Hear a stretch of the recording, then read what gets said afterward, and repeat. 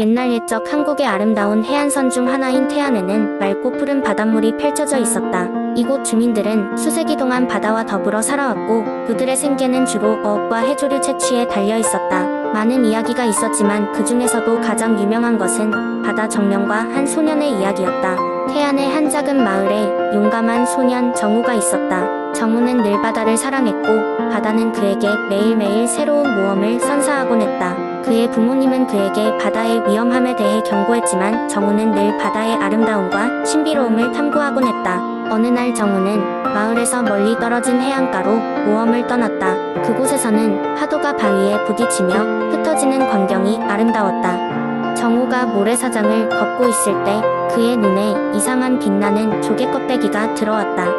이것은 일반적인 조개 껍데기가 아니라 오색으로 빛나며 신비한 기운을 내뿜고 있었다. 호기심에 사로잡힌 정우는 조개 껍데기를 집어들었고 그 순간 희미한 목소리가 그의 귀에 들려왔다. 용감한 소년아, 나를 도와다오. 목소리는 부드럽고도 간절했다. 정우는 당황했지만 조개 껍데기에서 나오는 목소리를 따라가기로 결심했다. 조개 껍데기를 따라 바위 언덕을 넘은 정우는 드디어 해안가의 작은 동굴에 다다랐다. 그 안에는 부서진 배 한 척이 있었고 그 위에는 바다의 정령이 누워 있었다. 정령은 푸른 머리카락과 희미한 금빛 눈동자를 가진 아름다운 존재였다. 그의 몸은 상처투성이었고 힘겹게 숨을 쉬고 있었다. 정우는 조심스럽게 다가가 물었다. 어떻게 도와드릴 수 있을까요? 정령은 약한 목소리로 말했다. 나는 이 바다의 정령이다. 한때 인간의 탐욕으로 인해 상처를 입었으며 힘은 사라지고 말았다. 너의 순수한 마음이 나를 찾아준 것에 감사한다. 너의 도움이 필요하다. 정우는 조금 두려웠지만 정령의 말을 믿고 도와주기로 했다. 정령은 태안의 바다에 퍼져 있는 4가지 보석을 찾아오면 된다고 설명했다. 각각의 보석은 사랑, 용기, 지혜, 그리고 희망을 상징하며 그것들은 정령의 잃어버린 힘을 되돌려줄 수 있는 열쇠가 될 것이라고 했다. 이렇게 해서 정우의 모험이 시작되었다. 그는 첫 번째로 마을의 사랑의 보석을 찾아야 했다.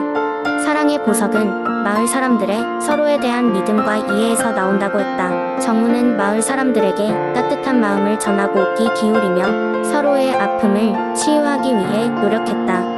그렇게 해서 마침내 사랑의 보석을 얻을 수 있었다. 다음은 용기의 보석이었다. 용기의 보석은 험난한 파도를 뚫고 바다 깊은 곳에 숨겨져 있었다. 정우는 두려움을 이기고 친구들과 함께 배를 타고 그곳으로 향했다.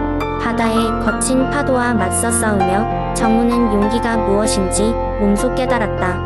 결국 그는 용기의 보석을 손에 넣게 되었다. 세 번째는 지혜의 보석이었다. 지혜의 보석은 산속 깊은 곳 잊혀진 고대의 나무 아래에 숨어 있었다. 정우는 할아버지에게 예시하기를 들어 지혜를 얻고 나무의 숨은 뜻을 풀어 보석을 발견할 수 있었다.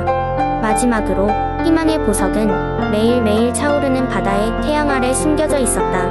항상 새롭게 떠오르는 태양과 함께 정우는 희망의 의미를 깨닫고 마침내 보석을 찾아냈다.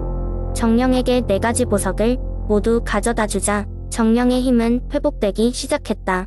그 순간 바다는 더욱 맑아지고 모든 생명체가 활기를 되찾았다. 정령은 정우에게 감사하며 말했다. 내가 보여준 용기와 선함의 이 바다는 영원히 평화로울 것이라네. 정우는 미소 지으며 대답했다. 저는 그저 바다를 위해 할 일을 했을 뿐이에요. 그 후로 정우는 마을의 영웅으로 불리게 되었고 태안의 바다는 언제나처럼 평화롭고 풍요롭게 남아 주민들과 함께했다. 그리고 사람들은 이 이야기를 전하며 바다 정령과 정우의 우정을 기억 속에 간직했다. 두 번째 이야기. 옛날 옛적 한국의 아름다운 여수 지역에는 푸른 바다가 끝없이 펼쳐진 곳에 작은 어촌 마을이 위치해 있었습니다. 그 마을은 바다의 은혜를 받아 생활하는 어부들이 주로 살고 있었죠. 그들 사이엔 바다에는 오래전부터 내려오는 전설이 있었는데 그 전설은 마을 사람들은 물론 바다를 사랑하는 이들에게 긴 세월에 걸쳐 전해 내려왔습니다. 전설에 따르면 바다에는 작은 정령이 살고 있다고 했습니다. 이 정령은 오직 가장 순수한 마음을 가진 자에게만 모습을 드러낸다고 했습니다. 마을 사람들은 여러 해 동안 정령의 존재를 몇몇이 목격했다고도 했지만 그것은 모두 단순한 소문에 지나지 않는 것으로 여겨졌습니다. 어느 날 마을에 사는 소년 수호는 바다를 좋아하여 매일 같이 해변에서 놀곤 했습니다. 수호는 항상 친구들과 함께 바위 틈에서 소라를 잡거나 물고기를 관찰하곤 했는데 바다는 그의 가장 친한 친구이자 가족 같은 존재였습니다. 그날도 친구들과 함께 해변에서 즐거운 시간을 보내던 수호는 우연히도 바다 가까이 있는 작은 동굴을 발견하게 되었습니다. 그 동굴에는 희미한 빛이 새어 나오고 있었고 호기심 많은 수호는 주저없이 동굴 안으로 들어갔습니다.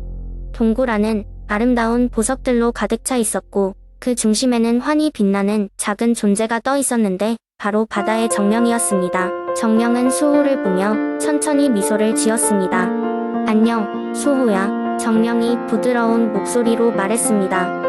내가 이곳에 왔다는 것은 내가 기다리던 때가 왔다는 걸 의미하지. 수호는 처음 보는 신비로운 광경에 놀랐지만 정령과 대화를 나누기 시작했습니다. 정령은 바다의 비밀을 수호에게 전하며 그의 순수한 마음을 칭찬했습니다. 또한 정령은 수호에게 앞으로 바다를 올바르게 사랑하고 보호할 책임을 맡겼습니다. 수호는 이 비밀을 지켜가며 바다를 더욱 사랑하게 되었고 어떤 일이 있더라도 바다를 지키겠다고 맹세했습니다. 시간이 흘러 수호는 성인이 되었고 여전히 여수의 바다를 가꾸고 사랑하는 데 일생을 바쳤습니다. 그의 노력 덕분에 마을은 더욱 풍요로워졌고 더 많은 사람들이 바다의 소중함을 깨닫게 되었습니다.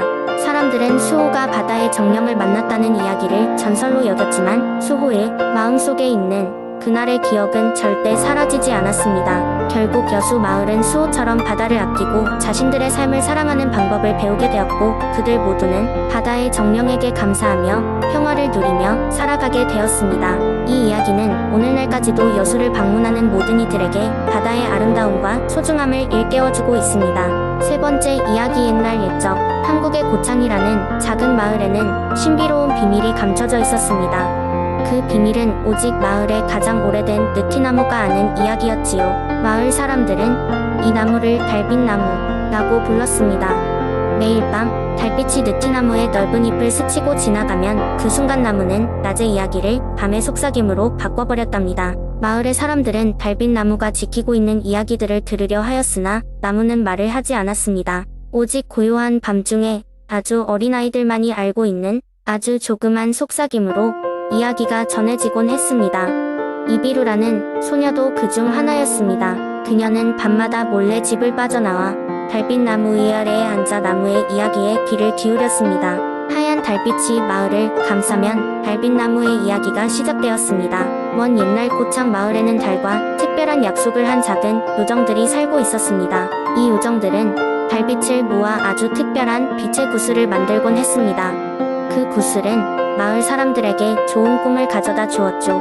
하지만 어느 날 장난꾸러기 요정 하나가 실수로 구슬을 마을 저편의 깊은 연못에 빠뜨리고 말았습니다. 그 이후로 마을에는 어두운 그림자가 드리워졌고 사람들은 악몽에 시달리게 되었습니다. 이비루는 그 이야기에 깊이 빠져들었습니다. 그녀는 마을 사람들을 돕기 위해 용기를 내어 연못을 찾아가기로 결심했습니다. 다음 날 그녀는 아침 햇살과 함께 긴 여행을 떠났습니다. 고창 마을의 아름다움을 지나 넓고 자갈로 가득한 오솔길을 따라갔습니다. 그리고 드디어 연못에 도착했을 때 그녀는 맑고 투명한 연못 한가운데 빛나는 구슬을 발견했습니다. 그러나 구슬을 가져오기 위해서는 용기와 지혜가 필요했습니다. 연못을 지키고 있던 물뱀들이 있었기 때문입니다. 이비루는 물뱀들에게 노래를 불러주었습니다.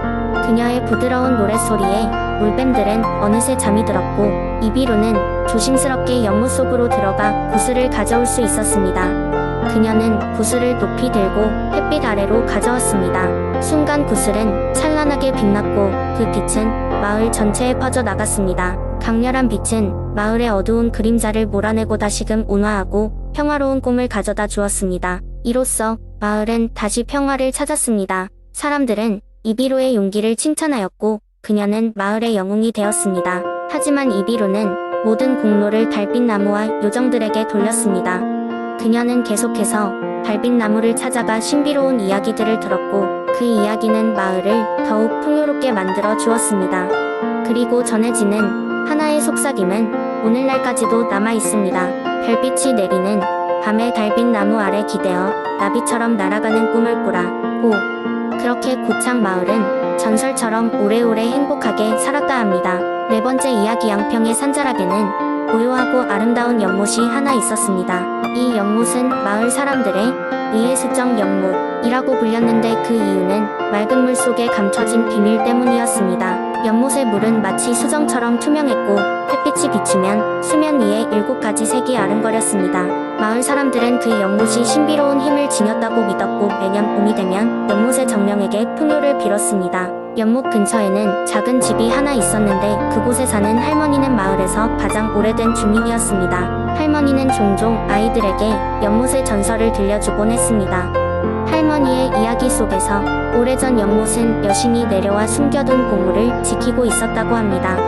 여신은 연못의 정령으로 남아 마을을 지켜보며 매년 첫 번째 만월의 밤이 되면 그 보물의 조화를 축복으로 바꾸어 마을에 나누어준다고 했습니다. 그러던 어느 해 마을에 가뭄이 찾아왔습니다. 메마른 땅에 비는 닿지 않고 농작물은 시들어 갔습니다.